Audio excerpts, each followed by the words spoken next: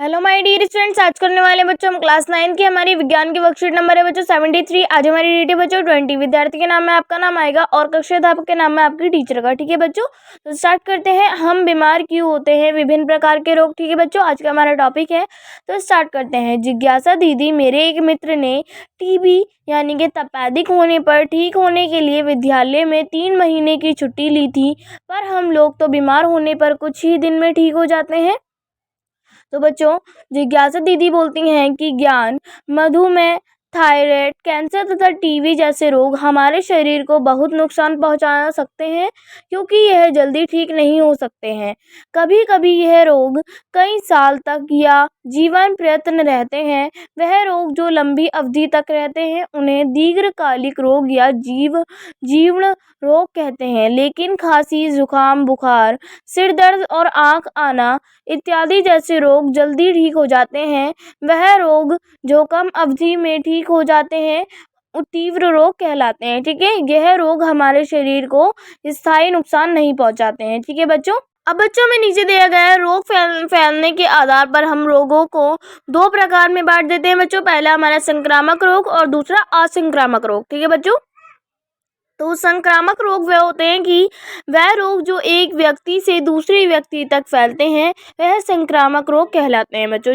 ये कुछ सूक्ष्म जीव जिन्हें रोगाणु कहते हैं के द्वारा होते हैं। ये रोग लोगों में संक्रामित हवा, पानी, व्यक्ति से स्वास्थ्य व्यक्ति और अन्य माध्यमों में संचालित होते हैं। इन्हें हम संचारित रोग भी कहते हैं। ठीक है बच्चों, इन रोगों को उनके कारकों के आधार पर निम्न वर्गों में रखा जा सकता है। ठीक है बच्चों, तो जीवाणु जनित रोग, ये टाइफाइड, हैजा, तपेदिक रोग आदि। ठीक है बच्चों, जैसे स्टेफिलोकोकस जीवाणु मुहासे का कारक सूक्ष्म जीव है।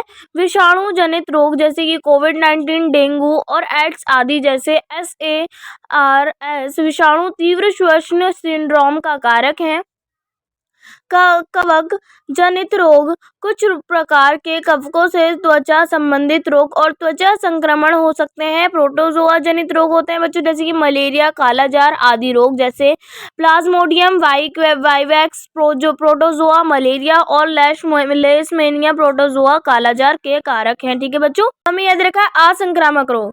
ठीक है, तो यह रोग एक व्यक्ति से दूसरे व्यक्ति तक नहीं फैलते, जैसे उच्च रक्तचाप, मधुमेह, कैंसर और मोतियाबिंद आदि। इन्हें हम असंचारित रोग भी कहते हैं। ठीक है बच्चों, यह रोग जो है अस्वस्थ जीवन शैली, किसी आंतरिक अंग या ग्रंथि के सही से कार्य नहीं करने पर, अल्प पोषण, उम्र बढ़ना व अन्य ऐसे कारकों से हो सकते हैं। ठीक है बच्चों, तो जब भी हम किसी रोग से ग्रस्त होते हैं, हमारा शरीर उस रोग की प्रतिक्रिया उसके लक्षणों के रूप में करता है। उदाहरण के लिए सिर दर्द हो गया, दस्त लगना, खांसी, बुखार, कोविड-19 के लक्षण और गले में सूजन या फूलना होना घेंगा बीमारी के लक्षण हैं। जो भी अंग रोग से प्रभावित होते हैं उसके उत्तक खराब कार्य करने लगते हैं, जिससे रोग के चिन्ह प्रकट होते हैं। ठीक है बच्चों, ये हो जाएगा हमारा। फिर बच्चों हमें याद रखा स्वयं को जांचिए। ठीक है बच्चों, यहाँ पर हमें कुछ क्वेश्चन आंसर दे रखे हैं बच्चों, तो कर लेते हैं। चलिए ठीक है, तो हमारा फर्स्ट क्वेश्चन है कि तीव्र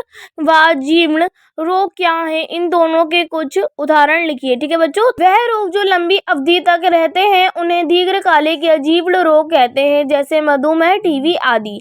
वह रोग जो कम अवधि में ठीक हो जाते हैं वह तीव्र रोग कहलाते हैं, जैसे जुकाम, खांसी, सिर दर्द। ठीक है बच्चों, हो जाएगा इसका आंसर। फिर बच्चों हमारा सेकंड क्वेश्चन है कि संक्रामक रोग क्या होते हैं और यह कैसे फैलने और संक्रामक रोग और उनके कारक सूक्ष्म जीवों के नाम लिखिए। ठीक है बच्चों, तो आप इसका आंसर लिखेंगे, वह लोग जो एक संक्रमित व्यक्ति से दूसरे स्वस्थ व्यक्ति में फैल जाते हैं संक्रामक रोग कहलाते हैं। यह रोग हवा, पानी आदि के द्वारा फैल सकते हैं।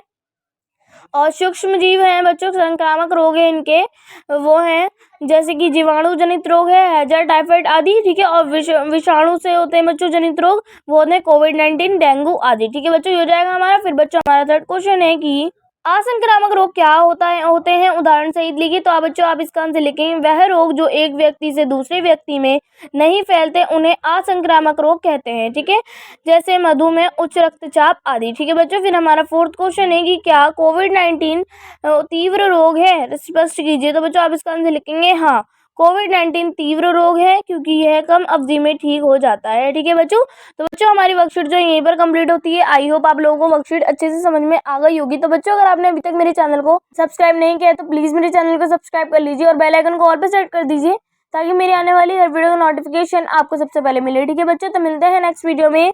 तब तक के लिए टेक केयर, गुड बाय।